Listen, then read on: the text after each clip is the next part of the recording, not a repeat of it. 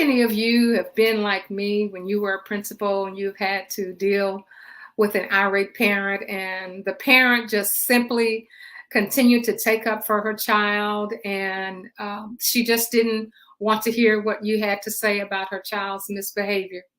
And when that parent left, you said, "Hmm, now I know why her child acts that way." I've said that, some of you probably been there, done that as well. And how many of you feel frustrated because you're noticing that the same kids are having to be suspended over and over? And you feel more frustrated because it doesn't seem as though the parents are supporting you, or they're not trying to enforce anything at home that's going to make that child change his behavior. If that's you, I feel you. And during our time together today, we're going to be sharing some things that will really put some light on looking at our children's behavior. You know, when I was principal, I had a parent in my office, and her child, of course, had disruptive behavior, and the parent just didn't want to hear anything I had to say. The parent was upset. She stood up and she said that I didn't know how to run a school and walked out, and she threatened me. And in my frustration, I walked out behind her and really called her out and said, if I'm all that, we'll bring it. Well, thanks to my security and my office staff, I was able to report to my job the next day. But trust me, I saw my career flash in front of my face. And the thing that was so frustrating to me and what made me so upset is because I too, like most of you, believe in the traditional, conventional wisdom. And that is, these kids, they know what to do. They just choose not to.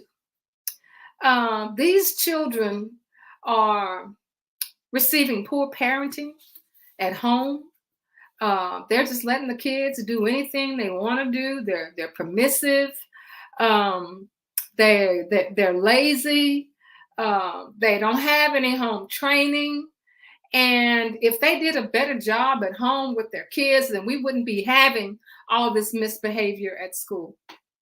That's truly what I believe. But the issue is that we believe that, and we're continuing to suspend our kids, and we're using all types of techniques, all types of processes, and we're still not seeing the kind of change in behavior that we would expect.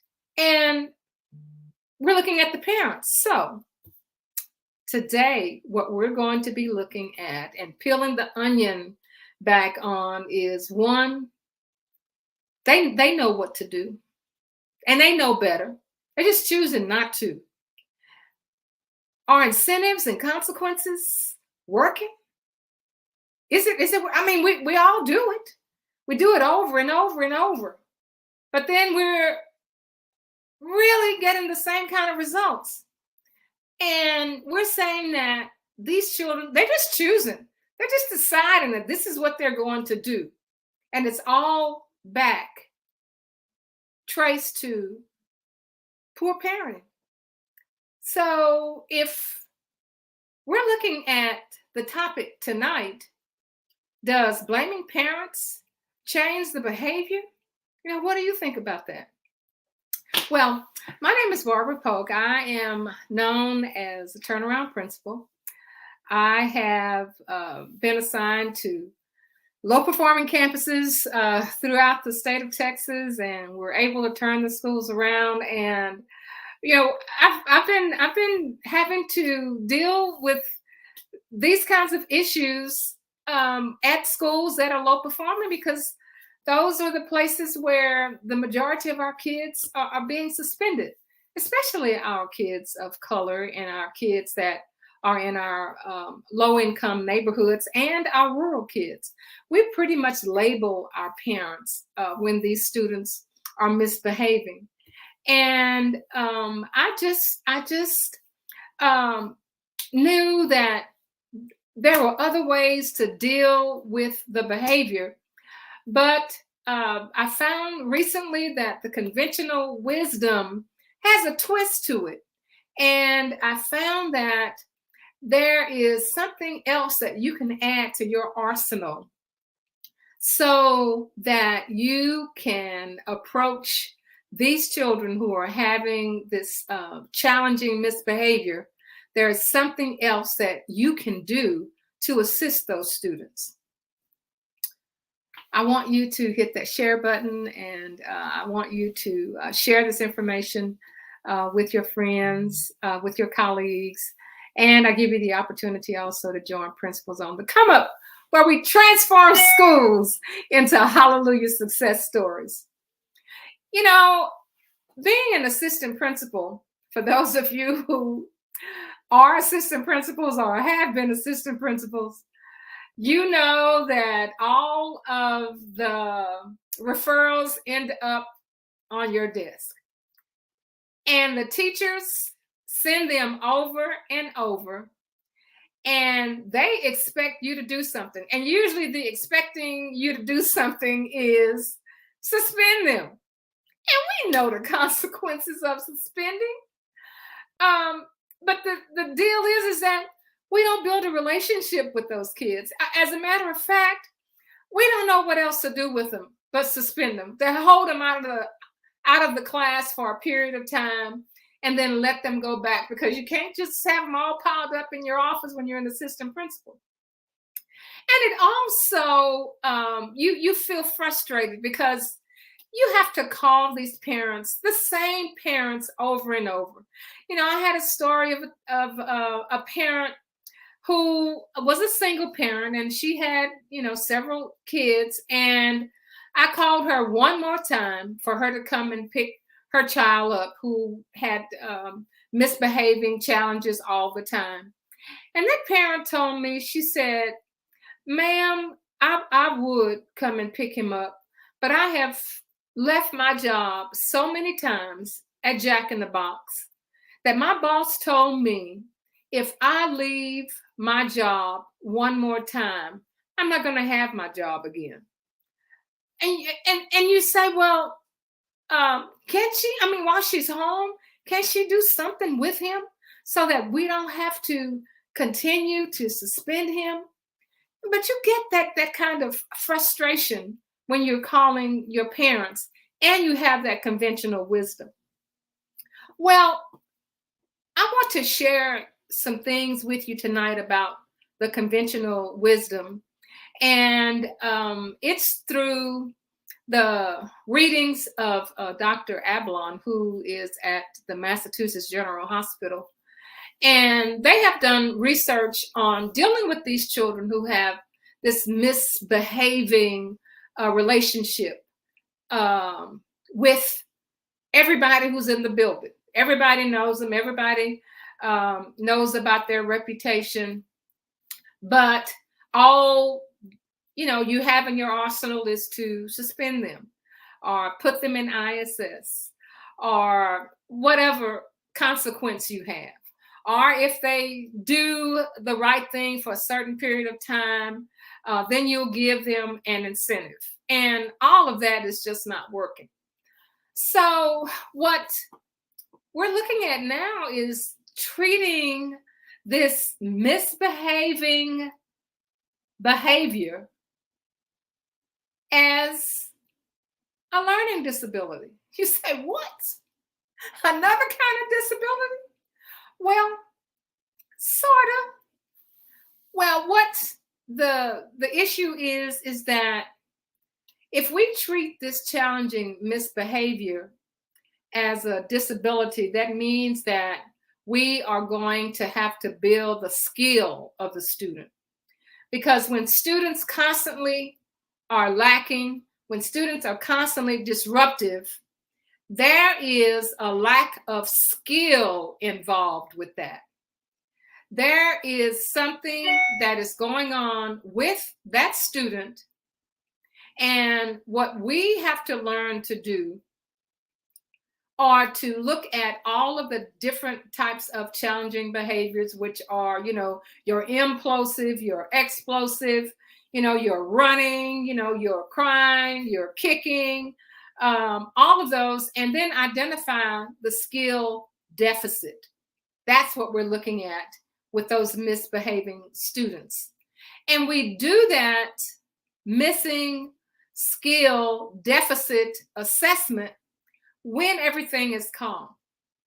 So you build your data, and then you look at it, and then you meet and decide what is it that you can do in order to build the skill in that child, so that we don't have a continuous disruption.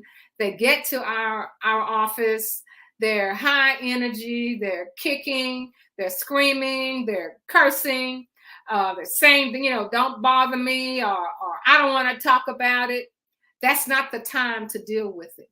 The time to deal with it is going back, looking at your referrals, see what was happening, and then starting to build the skill of that student. Then, you have to solve the problem. And that's not, you ask them, well, why do you do this? They don't know why.